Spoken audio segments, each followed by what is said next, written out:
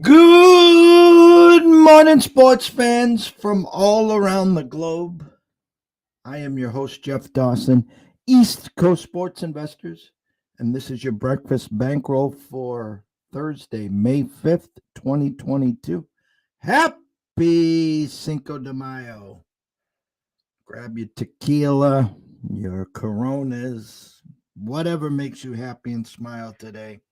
It is Cinco de Mayo. Actually a shortened slate today in the MLB travel day. NBA is dark. Couple games in the NHL. I'm going to tell Scotty for a second here to just sit back and relax. I'm going to vent for a second. I have, for the most of my life, lived in Massachusetts, for the most of my life.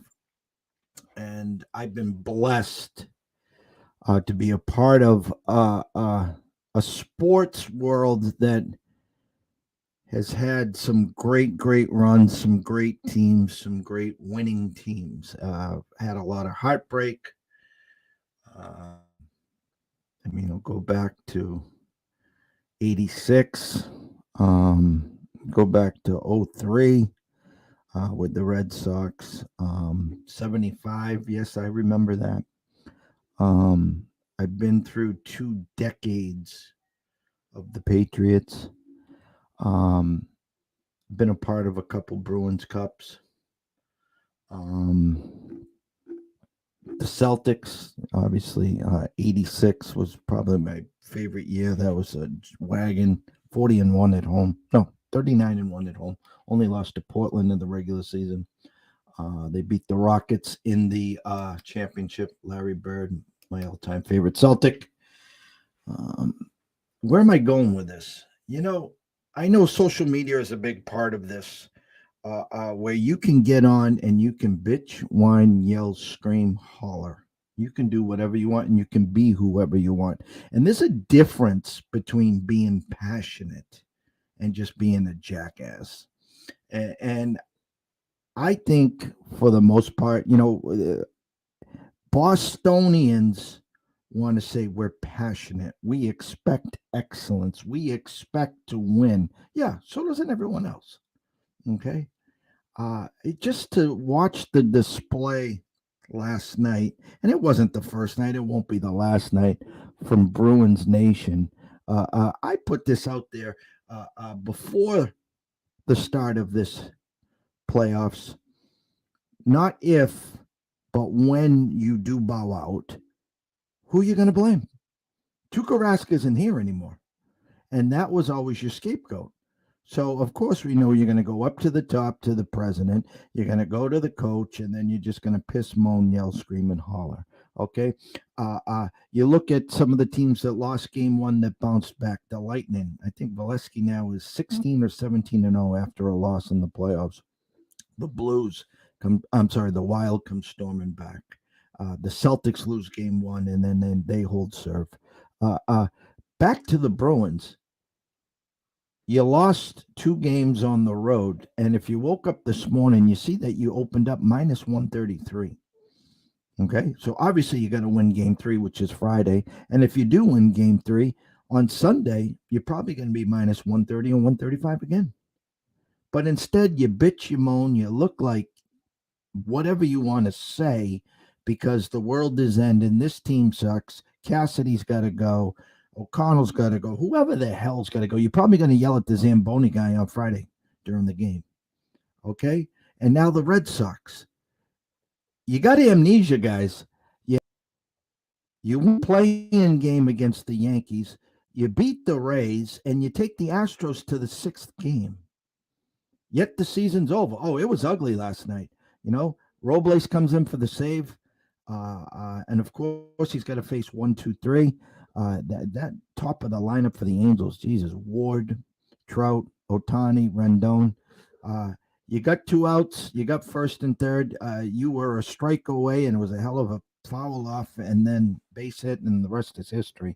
But the fact of the matter is, there's a difference between passionate and being jackasses. And that was one of the reasons why myself, hey, for me, I leave my heart and ego at the door. I For ECSI and for me for a long, long time, it doesn't matter what the logo is or the name is on the back. And it doesn't matter if you're Tom Brady and the Patriots are 14-0 or the Red Sox are 20 games over. Every day's a different day. And I just care about wins and losses. And so I'm passionate about all the Boston teams, but it comes at an expense where there's a difference. I just taken up 7 minutes of everyone else's time here.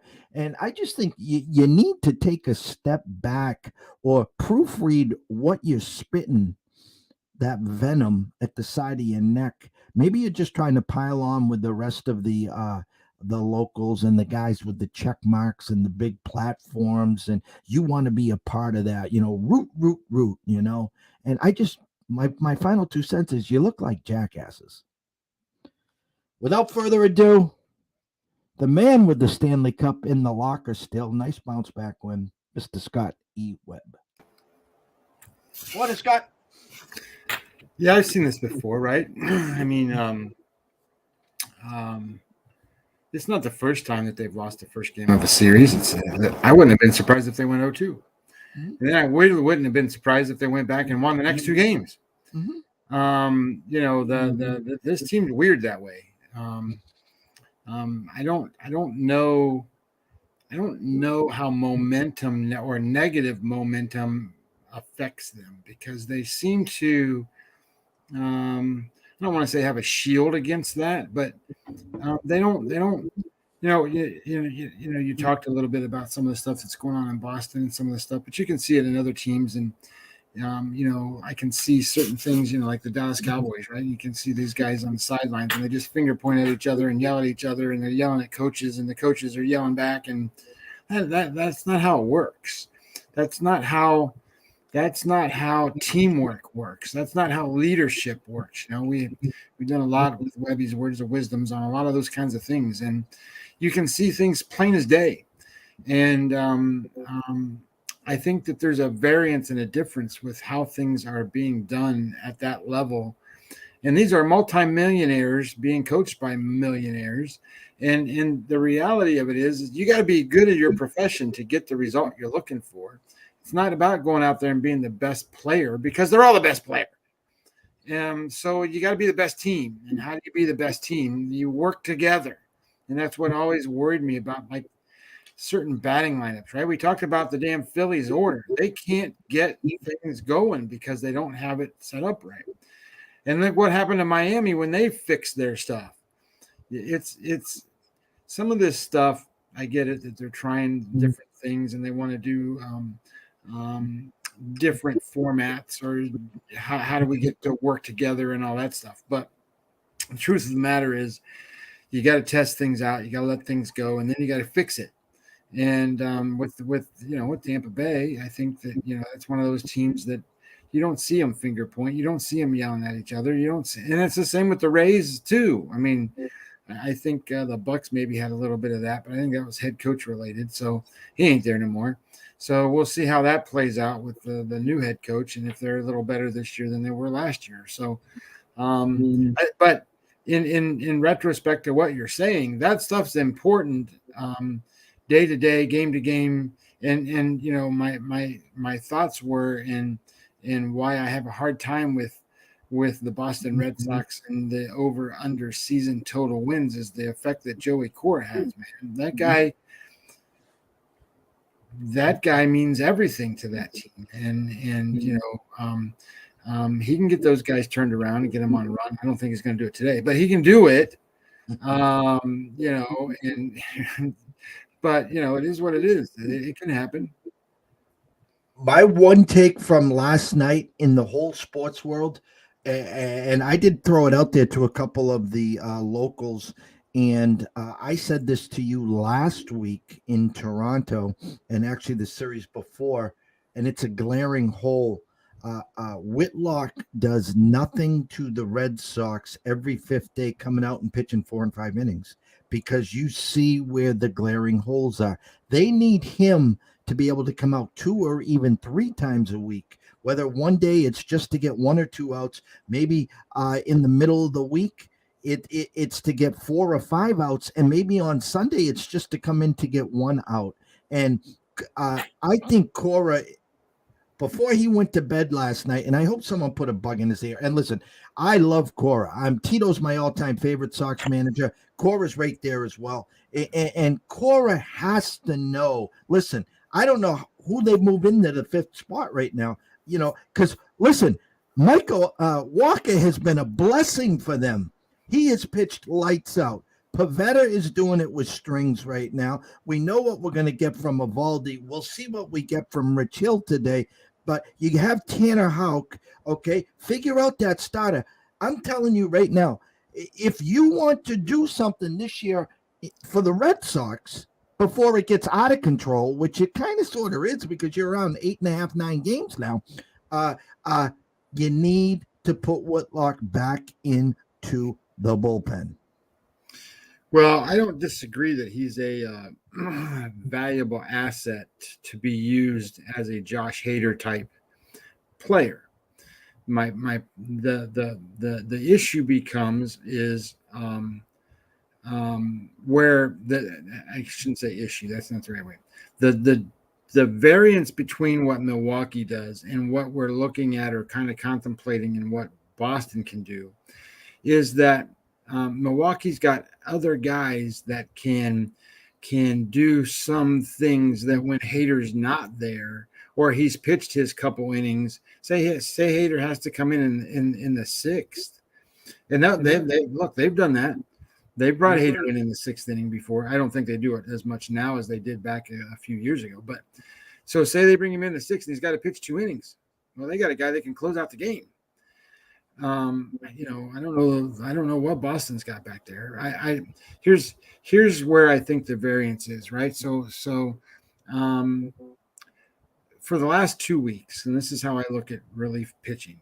For the last 2 weeks, Boston's xFIP is 4.50 and 4.05 Sierra number in the bullpen. And, we talk about, say, like Philadelphia not being a good bullpen, right? Well, Philadelphia's number is 3.48 and 2.68. And I know they spent some money there, and they addressed some of that this year, and they're a little better than what they were. The lowest number in win probability added out of the bullpen in today's matchups is the Boston Red Sox. They are minus 1.87. Okay, so that means that when the stuff is hitting the fan, they're not getting the outs. I worry that if you put Whitlock back there, that fixes that problem to a degree because you put him in when he's going to pitch his couple of innings, because that's probably what he's going to do. He's going to pitch 2 innings, but he's not going to be able to pitch the next day. And then he probably will pitch, depending on if he got 40 pitches or less. He could probably pitch the next day. So he could probably pitch almost every other day, maybe every third day. But that really then exposes them to the starting pitchers who haven't really been terrible. So you got a complex problem here of who else do they have that can bridge all the other outs that they're going to need when he's not pitching, and that it really exploits the offense because the offense needs to start doing something. 5 saves, 7 blown saves. That's what the Red Sox have right now. And again, I think the problem is we got a taste of him back there, and we saw him plug all the holes. And again, I use Josh Hader as a comparison, not that he throws 100 miles an hour. That's not the point here. The point is the innings and the flexibility. And he showed he can go an inning and a third. He showed he could close a game. Now, listen, Robles has shown he has the stuff. It was kind of a bad luck yesterday is the fact that he's got to face the top of the order. Ward, Trout, Ohtani, Rendon, and then I forget the guy's name batting 5th who ended up, getting the big hit with. He fouled off a pitch with 2 strikes. The catcher couldn't hold on to it. Next pitch rolled it over for a base hit. and then the 10th and Was that Marsh? No, it wasn't Marsh. Walsh? Walsh. It was Walsh. And I mean, I wasn't looking. I just know it's either Marsh or Walsh. It was Walsh. It was Walsh. And so my point is, you have to make a decision here. And I don't know what they got down in Pawtucket. Obviously, Sale is not coming back again for at least another month, at least. So, you could say in the horizon you got Sale, but you need to get to Sale. I don't even think you're going to get much from him anyways. But the fact of the matter is, you lose today, Yankees win Friday, Saturday. The fact is, after this weekend, you could be already looking at a 10-game deficit where we're not even close to Memorial Day yet. And we know what happens. You get to Memorial Day, and the fact is, you're 10, 11, 12, 13 games back, and you're just fighting for the second wild card of the play-in game. So that's my take there. Yesterday for the VIPs, I talked to you about it. Listen, guys, we should have went 2-0. We should have won 2.1 units. We were on Baltimore first 5. They win 9-4. We had the Padres game 2 minus 136, cruising 5-2. Manny Machado error to end the inning. And next thing you know, because of that error, you give the Guardians 4 outs instead of 3 outs. They plate 3 to make it 5-5. You lose 6-5 and 10. And so what does that mean? Well, instead of being plus 2.1 units yesterday, we lose 26 cents. And when you add up day to day and at the end of the week, you got to go back and look at that. We left a couple games again on the desk. I was looking at the Sox first 5. Minus the hook, plus $1.10. And I'm cursing, of course, because it's 2-0, top of the 5th. And I'm like, yeah. And then he gives up a homer and it's 2-2. I'm like, yes. And then 2 outs, bottom of the 5th, story double. Thanks for playing 3-2. And that, listen, when you're playing 5-inning games, okay, and you're getting the 2-out hit in the bottom of the 5th, those are just precious. So if you had that, remember that, guys, because you'll remember the error that Manny created. You'll remember the bad losses, but you don't remember those wins. Yeah, it's we've been tracking some of this a little bit with these goofy losses that you have and wild pitches and that stupid game where Detroit throws the catcher throws the ball over the third baseman's head down the left field line and 2-run score and shit like that, and you lose. But that's baseball, right? So celebrate the gifts, because holy shit, they take them away from you real easy, and it seems like they take them away from you a lot. You know what I mean? It seems like it happens to you bad more than it happens to you good. But I guess that's part of the game. I'm going to bring the board up, and the eye tests. I'm telling you, Scott, the eyes today. I'll be interested to see your talks versus the eye test, because there's a couple that really stick out with the eyes. What Vegas is telling me, okay, and you're going to call me crazy here or whatever. We talked about this a little yesterday. Nola open up in at 140, now 160 against Walker. That's number 1. Now, if I was to get into Nola, I would give up a half run in the first 5 and hope that they have at least a 1-run lead. And I'm going to tell you right now, that has not worked for us in the Phillies. Number 1. Number 2.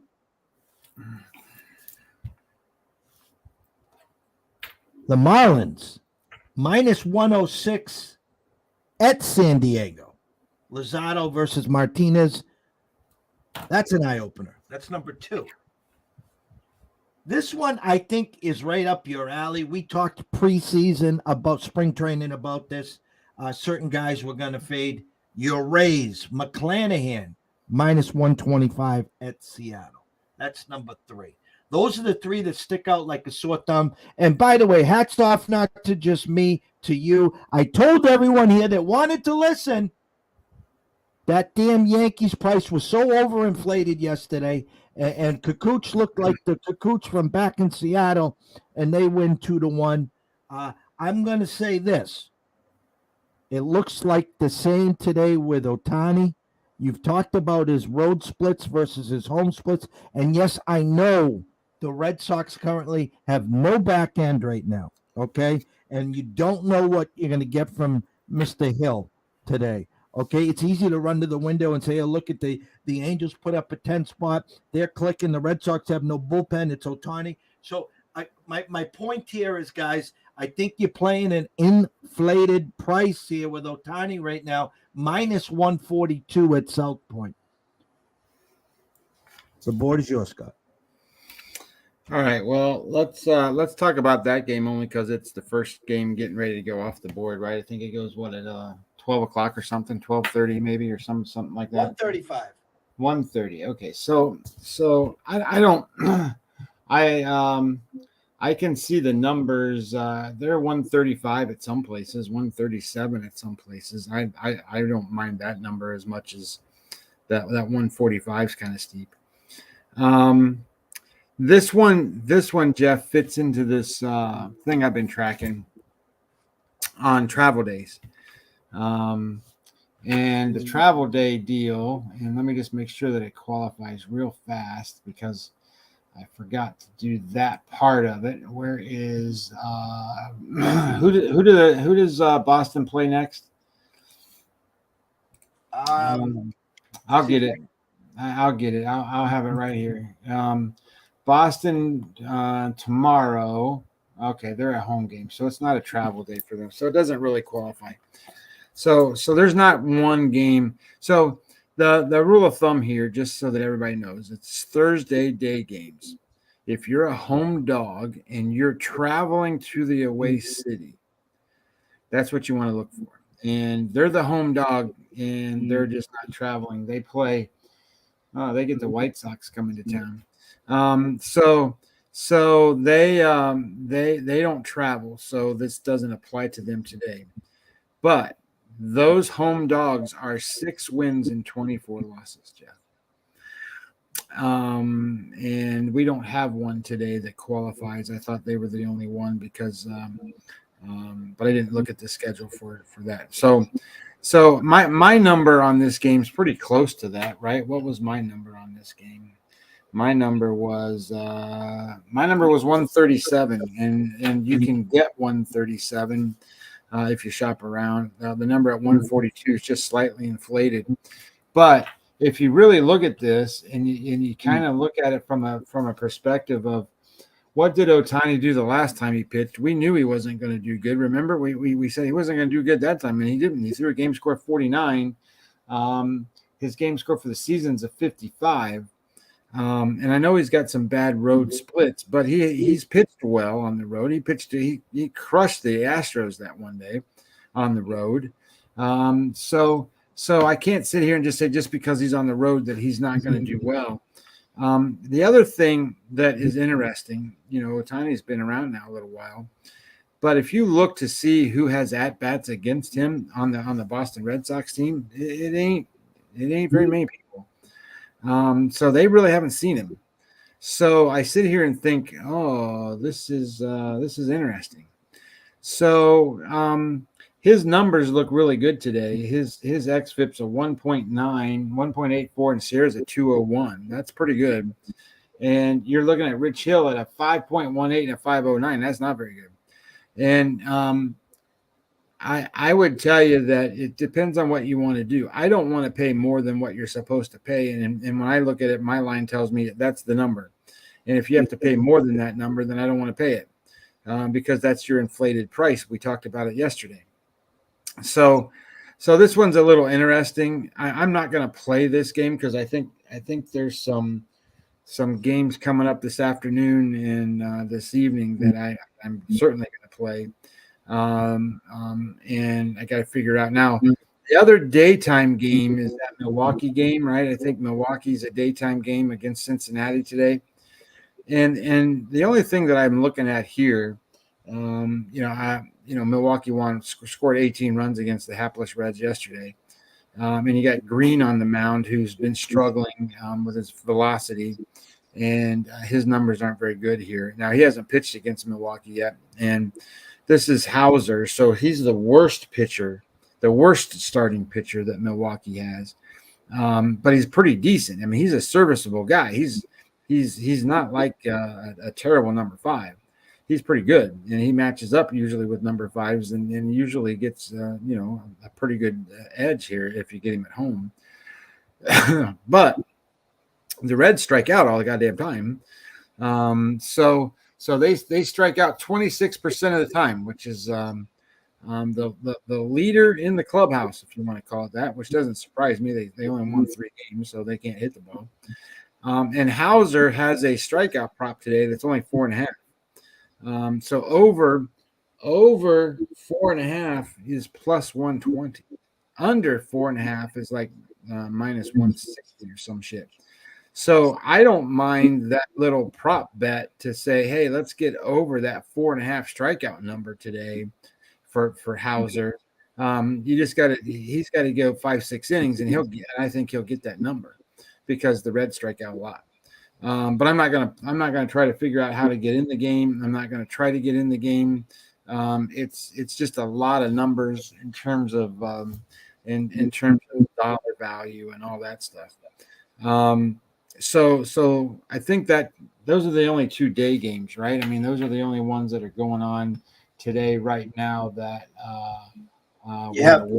you have Washington and Colorado at 3:10. I also just wanted to add, and I'm just going to say this, out of nowhere, I'm using that phrase, out of nowhere, the Brewers are now 17-8. Well, I think the Brewers are a World Series contending team, and the only thing that held them back was Yelich. And currently, if you go look at their offensive performance over the last 7 days, of course, Rowdy Tellez was crazy yesterday. He had 2 home runs, and I don't know, he had 35 RBIs or something. But Yelich, over the last 7 days, he's got 2 home runs. He scored 7 runs. He's got 6 RBIs.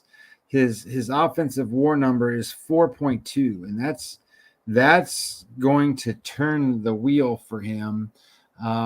His on-base percentage, weighted on-base percentage, 528. Batting average was 368 over the last 7 days. He's walked 20% of the time.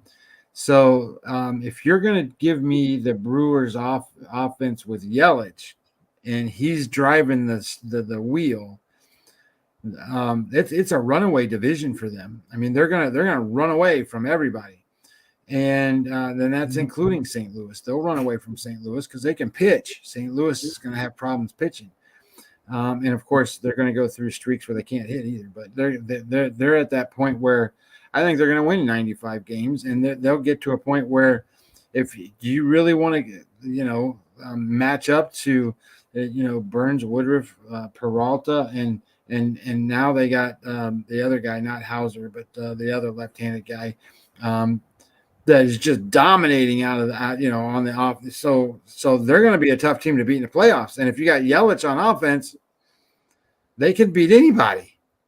No, they were the spring train and the talk in Vegas when I was out there. Everyone's telling me run to the window. I think they were, I don't know, minus 160 or something stupid to win the division. It was a stupid number. And again, I wasn't poo-pooing it.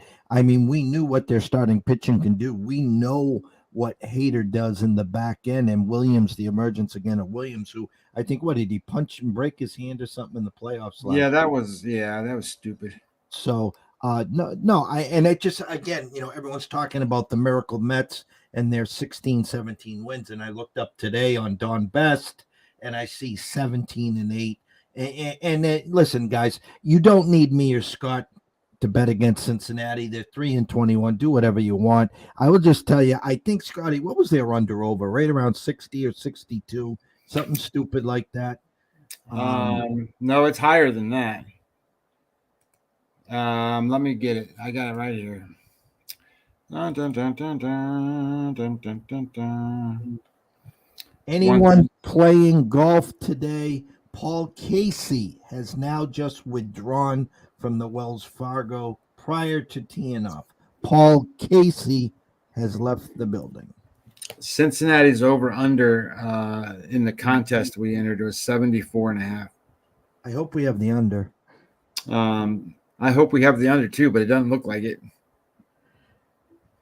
Well, you can put a big L next to that one. If not, man, we're Well, going to need some money. You got to remember back when I was looking at these things, and I told everybody the first week, and they came out and they played those 3 wins they got in the first, like 5 or 6 games.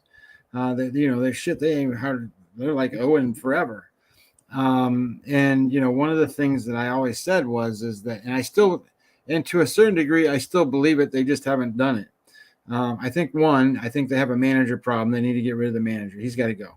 So you can't tell me you can go 3-19 or 3 and whatever, and you don't have a manager problem. That's number one. Number two, this team is missing whatever that kid's name is that can pitch, Castillo. When you get Castillo and Maley at the top of the rotation, and then they're in every game they can pitch because Maley's out of alignment. He's a number 2. He can't compete against the number 1s, but Castillo can.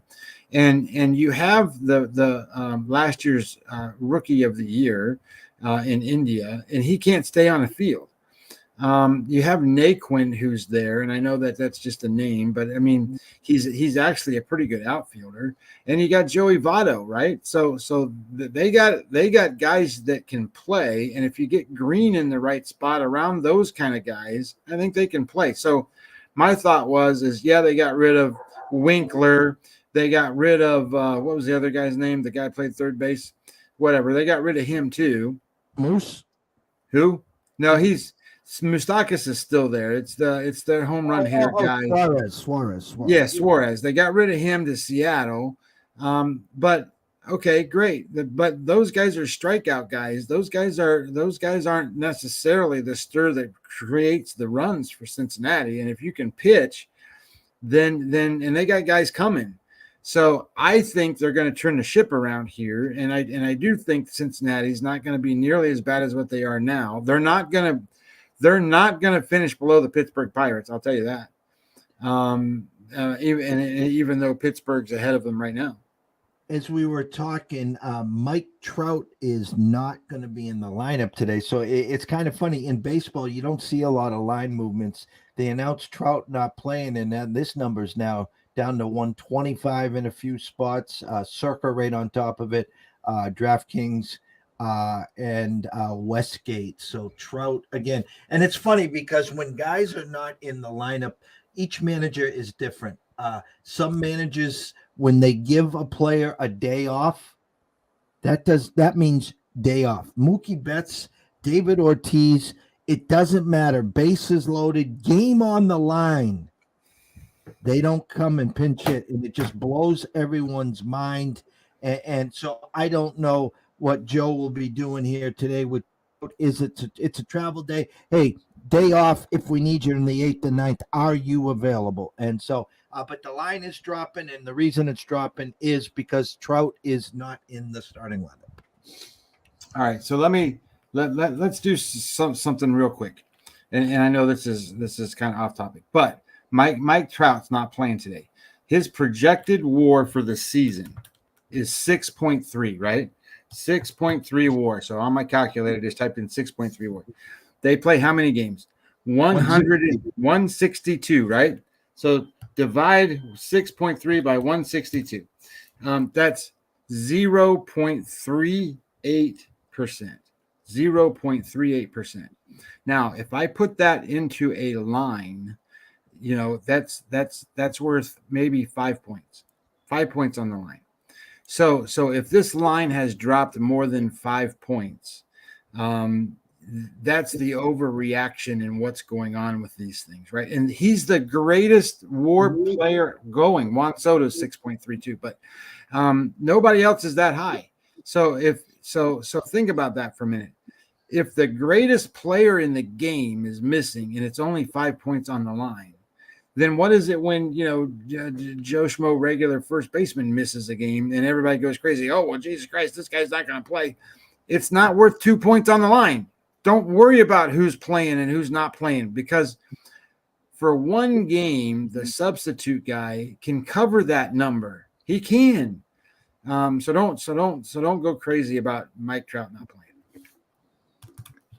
So what do you see in baseball? Anything yet? Yeah, I'm looking at a couple of things. And I apologize.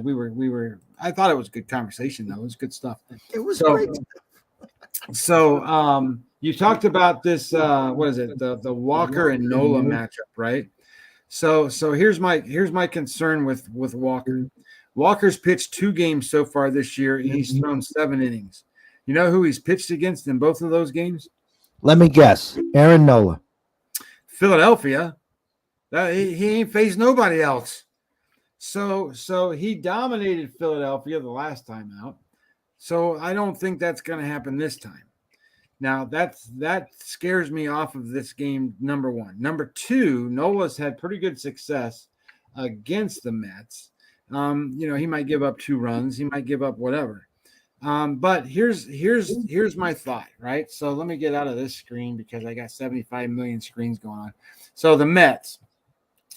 Now this is coming from StatCast, okay? And StatCast, I got a couple of things charted here. So red guys, blue guys. Okay, so let's talk about red guys. Red guys means that they're over average, they're hot, they're doing well. So the number of guys on the the New York Mets that are hard hit rate above the number is 2. The number of guys in exit velocity over the number is 1. The number of guys that are over in weighted on base percentage is 2. Where they do well is in the slugging categories. Well, guess what? Walker is a 56% ground ball guy. So that means hard hit balls probably aren't going to be hit in the air. They're probably going to be hit on the ground. Nola is really good at all of this stuff. And Philadelphia is not good at offense right now in terms of anything, but they hit the ball hard. They have hard hit rates, but they don't have good batting averages. They got good slugging numbers, but Nola's not going to go out there and give up 7 home runs.